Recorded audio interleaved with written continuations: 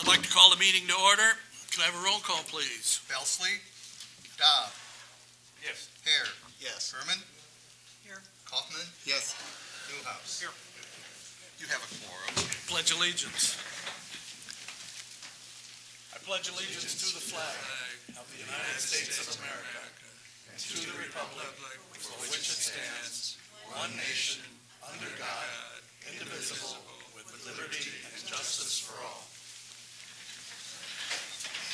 There are no public hearings today, no special reports. I will ask for public comment, but first let me point out that Rod Blunier is in the audience, who you may know is running for board trustee this spring. Would anyone in the audience like to ask a question, make a point? We have a consent agenda. The consent agenda consists of minutes and bills and a resolution authorizing Julie Smith to be our agent for the Illinois Municipal Retirement Fund. Would anyone like to pull any of that? If not, could I have a motion to approve? So moved. Second. I don't know. Sam was pretty close. I was first. I think Sam was first. But His lips are still moving. Any discussion? Call the question, please. Dobb? Yes. Hare? Yes. Herman? Yes. Kaufman? Yes. Newhouse? Yes. The only item I have is ordinance number 1435, an ordinance amending Title III, Chapter 8, Section 6 of the Municipal Code, adjusting liquor licenses. It's the Office Tap, that's the little bar across from City Hall, has a new owner, and they will not be selling packaged goods. Hence, we want to decrease the B3 liquor license, but they will still need a B2 liquor license to run the tavern, and that will be an increase of 1. Could I have a motion? So moved. Second. Second by Newhouse. Any discussion? Call a question, please. Dobb? Yes. Hare? Yes. Herman? Yes. Kaufman? Yes. Newhouse? Village Clerk. Nothing tonight, Your Honor. Village Administrator. I have two things tonight, Your Honor. The first is I would be asking for approval to transfer $49,000 from the general fund to the capital projects fund. So moved. Second. Second by Hare. Any discussion? Call that, please. Hare? Yes. Herman? Yes. Kaufman? Yes. Newhouse? Yes. Dobb? Yes. And the second item is the approval of the 2015 facade grant applications that we've received. The total is, you have a spreadsheet in front of you. The total would be $24,439.75. So moved. Second. Any discussion? Call the question, please. Herman? Yes. Kaufman? Yes. Newhouse? Yes. Dobb? Yes. Hare? Yes. That's it, Your Honor. Thank you. Chief of Police. Nothing tonight, Your Honor. Corporate Counsel. I have nothing. Director of Public Works. Nothing tonight, Your Honor. Planning and Zoning. Nothing tonight, Your Honor. Trustee Dobb. Yes, I'd like to make a motion to accept the bid from Foster Coach Sales for a new ambulance in the amount of $228,127. This comes in under budget. They were the low bidder, and they are also offering us a 3% discount for early payment, which will get it in our budget this fiscal year. Second. Second by Kaufman. So is it 3% off the 228? Yes, sir. Okay. So we get another 3% off? Or Right. Is that included? If we'd make the prepayment. Okay. So your motion's with the prepayment? Right. Okay. Any questions? Just one observation, Your Honor, that I think we've had some debate in the past about buying vehicles and how often we buy them, how expensive they are. Just worth noting that we've got an ambulance that's worth $3,500 on a trade-in. That's a pretty well-used vehicle for the piece of technology that's in it. So I think that it's a fair assessment, I think, that we've gotten. Morton citizens have gotten their value out of that one, and it's appropriate to replace it with the new one. I I think it's a 98, I believe. I think it was older than that. If I remember right, it was 248,000 miles, So, and I forget how many hours. The hours, the running time is what really wears it down. I bet the technology's moved up a little bit in 17 years. I think this is a good buy. Yeah, this was actually budgeted last year, and we've delayed it a year even at that. Any other questions or comments? Call a question, please. Kaufman. Yes. Newhouse. Yes. Dobb. Yes. Hare. Yes. Herman. Yes. Anything else, trustee Dodd? Nothing else tonight. Trustee Hare? Nothing tonight, Your Honor. Trustee Herman? Thank you, Your Honor. 2 items tonight. One good news, one not so good news. The first one, actually, I represent the Village of Morton on the Central Illinois Public Information Officer Committee. It's a regional committee that's comprised of public relation and communication professionals from government, law enforcement, emergency response, public health, hospitals, education, and private businesses. And this committee is responsible for working within the incident management system to deliver accurate and timely information in the event of a large-scale disaster in the 5 counties of Peoria, Tazewell, Woodford, Marshall, and Stark.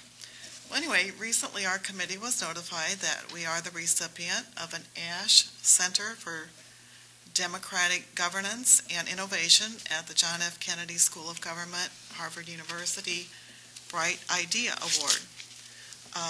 This committee was recognized for its efforts to establish designated joint information centers, or JICs, J-I-C, in advance of a disaster. In the event of a disaster, to expedite the dissemination of important emergency information, public information officers operate from a JIC, or Joint Information Center. And our committee has identified well over 100 of these locations in the 5-county area. They have agreed, each one of these places has agreed to be available to us 24/7, someone that we can call to unlock, open up for us, and then a backup person for them and a backup person for them. So that hopefully we could find someone in an emergency that could open up, allow us to set up and operate a base there, and also use their office equipment.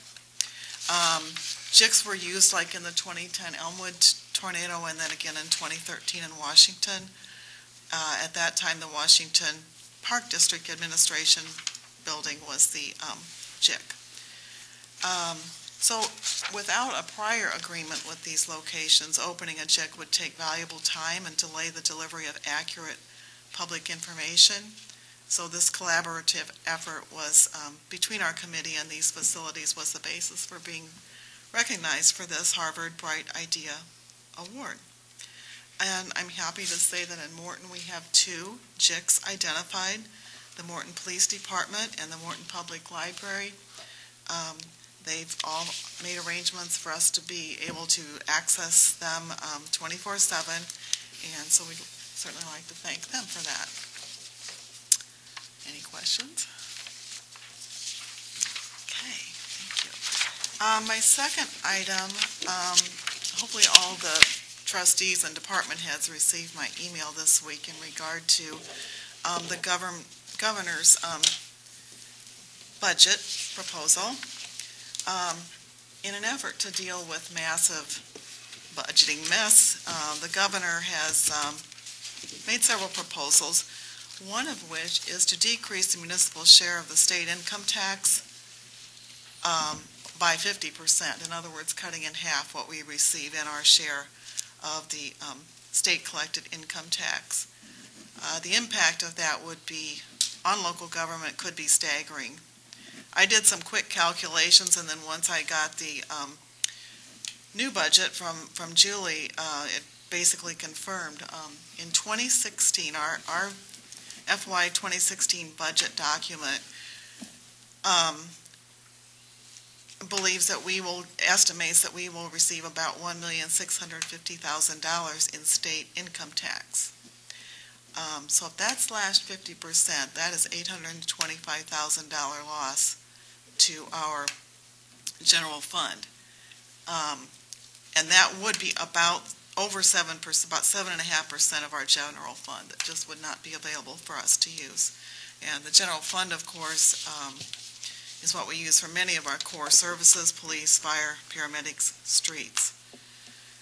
The state budget's been a mess for years, and cutting funding to municipalities may sound easy, pass the pain down to local government, but with the declining revenues, unfunded mandates, and pension benefit sweeteners that are coming out of Springfield, it could be very difficult to find the money to pay for critical core services. These aren't pet projects. These aren't someone's pet projects that they're threatening to cut. These are critical health and safety services.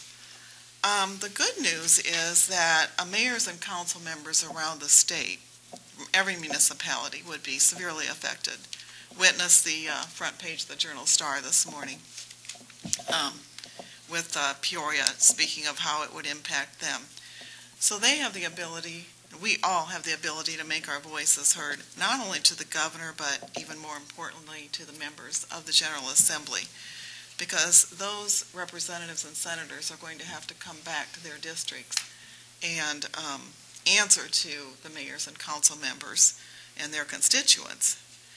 So again, this is just a proposal. It's been called a starting point, but nevertheless it could have very severe impact on our budget. It has not been heard in Appropriations Committee yet, and there's probably months of negotiating ahead, so I will definitely keep you informed on that. My own personal opinion is that instead of rating our accounts, they should be looking at local government as an example of good stewardship. That's just my opinion. Any questions on that? There being none, how about Trustee Kaufman? Nothing tonight, Your Honor. Trustee Newhouse? I have the mixed-use zoning ordinance. We've discussed this off and on for some time, just to refresh everybody's memory. It was a proposal, more than a year ago, I guess, and had very thorough discussion and development in the Plan Commission. Came to us, we were about ready to, or prior to approving it, we sent it back for one last review, made a couple of modifications, came back again, and we found a couple of other things that deserved attention.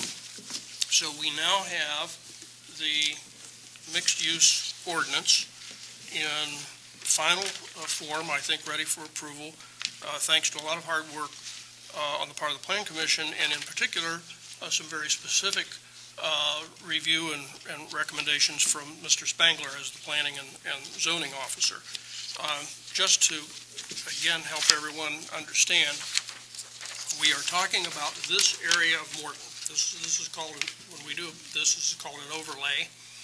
Basically, we're taking this area and saying, with this overlay, that within this area, as it is zoned now, any property has the opportunity to apply for mixed use under special use review by the Plan Commission, and then be able to follow the provisions of the mixed use zoning. Basically says that you can have a business with residences in it. The details are here. Too many to go through, I think, for the purpose of just review for a vote. But I would direct your attention to one item on the first page, please, under permitted uses, item 1, home, regional, district, and branch offices not to include, and then, there's always something you miss, retailing and wholesaling.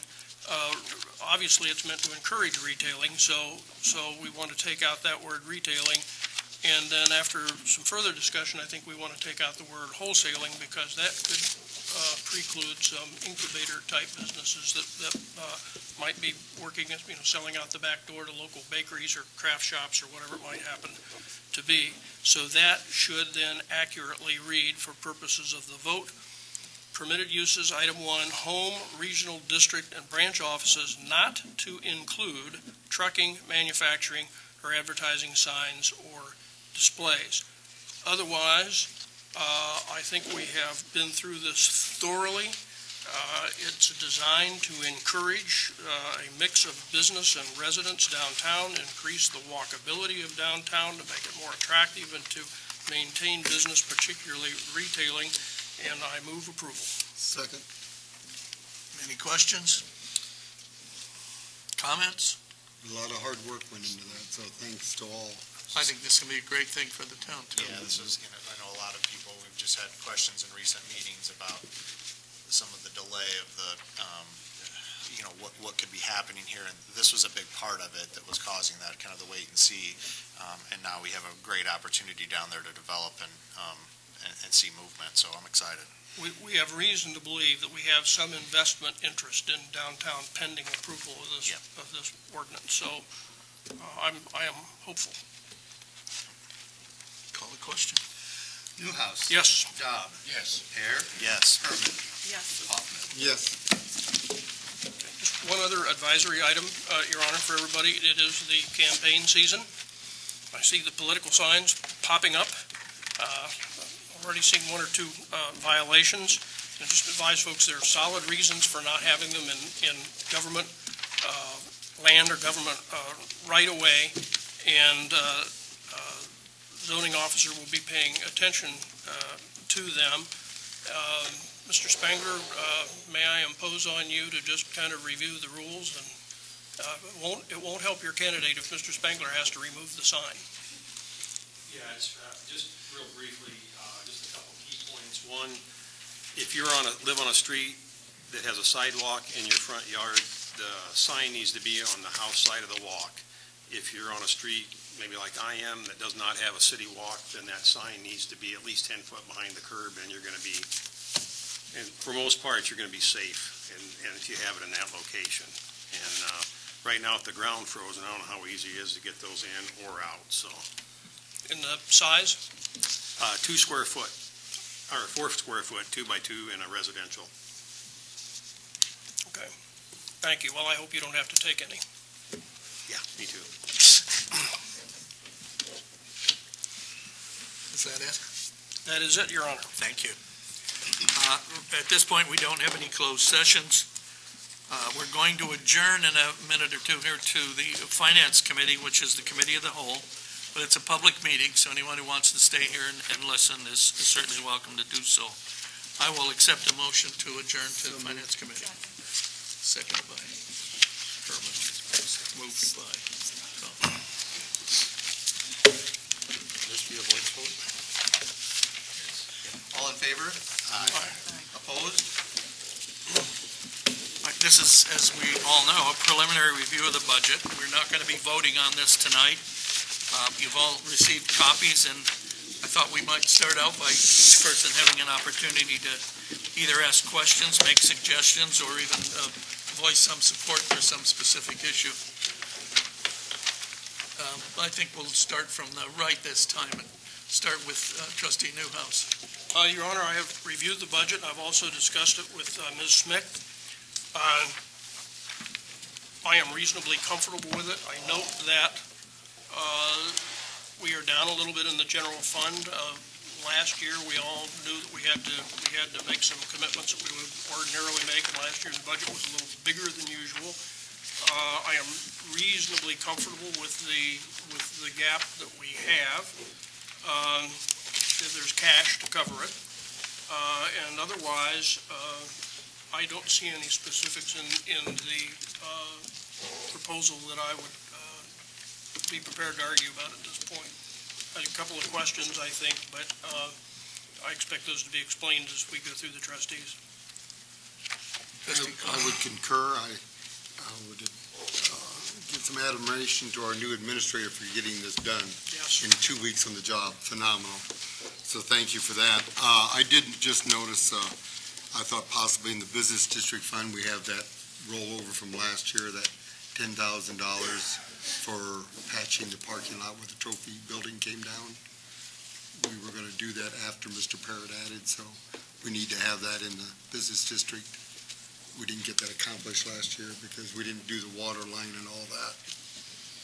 And then I noticed we didn't have in the budget the $100,000 allowance for land purchase. If the trustees and the board decided we were going to purchase something, there's no money for that. We put that in the appropriations. Last year, we didn't use it. I just thought for this town that it'd be nice to have that in case there is a need to purchase something. Other than that, I have to agree with Mr. Newhouse. It's a well put together budget. I really didn't see anything that stood out. Agree. Congratulations to Julie, and I know you had tremendous help from your department heads. Craig and Tammy, I think, They did instrumental in this. It's well put together. I just actually had what is probably a housekeeping question, and Craig and I played phone tag all day on this. So it's something that it's really not about any particulars of the budget. It's about some discrepancy in the numbers from FY15 to two different documents that I had from FY15 numbers. And just so that we can eventually tell how much we're saving over the past year or whatever in comparison, I'd kind of like to clarify that. So it's a conversation we can have another time, I think, just to make sure we have the right numbers. And then when we get to tourism, I may make one adjustment or discuss with Susan again. We talked a little bit this morning, but I kind of want to get a feel for one of the budget items on that. Otherwise, I'm very pleased with the budget. I know we have some capital projects in there that are going to increase our assets, and good job on that. I went through the budget with Julie, and there's about 10 million in capital expenditures, but we estimate about half of that will actually become assets to the community. It won't be just spent, and our Right. assets will grow by about $5 million. So keep that in mind. Yes, thank you. Sam? Craig and I have been working on the stormwater and wastewater, and we know that we've got some pretty significant projects that are coming up with the wastewater and some of, with the EPA and the mandates that are coming, and Craig's kind of working on finalizing some of those numbers, so with plant number 2 there. So that's kind of the one thing that I'm kind of honing in on with Craig, and we'll kind of work through that to get the final details, and it's one of those the projects that we have to do, not something that we can keep delaying. So that is something that'll be good for all of us to do, and we'll tackle it. And we've got a great staff over there that anytime that you spend out there with them, you have a lot of confidence that they have done anything and everything they can to be as efficient as they could for as long as they could. And when they start requesting, it's time to consider helping them out. Trustee Dopp. Well, I think it's a pretty good budget, too. I think we can commend our department heads that we have working for us and doing a good job on figuring theirs out. I do agree with Trustee Kaufman that we should have that $100,000 in there just as a contingency in case we do need it. If we don't use it, we don't use it, but it's there. Other than that, I think everything's fine. Did the administrator get all these comments down to make appropriate adjustments? Yes, I did. I have to compliment Julie also. She had to do this budget while she tried to explain things to me repeatedly. I'm undergoing accounting 101 while she's putting the budget together. Any other questions or comments? Just one observation, Your Honor. We don't ever want to count our chickens before they're hatched, but I think with a pretty good grip on this year's budget, and assuming the board will be able to maintain that discipline in the next year, we have increased sales tax revenues and property tax abatement arrangements. The abatement plans will begin to terminate. So there will be an increase over the next 2 or 3 years. There should be a substantial increase in revenue from those two sectors, and if we're relatively cautious, I think we can get back up to where we're fully comfortable without having to either substantially damage the budget or increase risk to taxpayers. Any other thoughts? What he's really saying is no chip seal. I'm sorry, that's just too good a bargain for me. I just want to get that clear. Could I have a motion to adjourn the Finance Committee meeting, please? Second. Call a voice vote. All in favor? Aye. Could I? Against?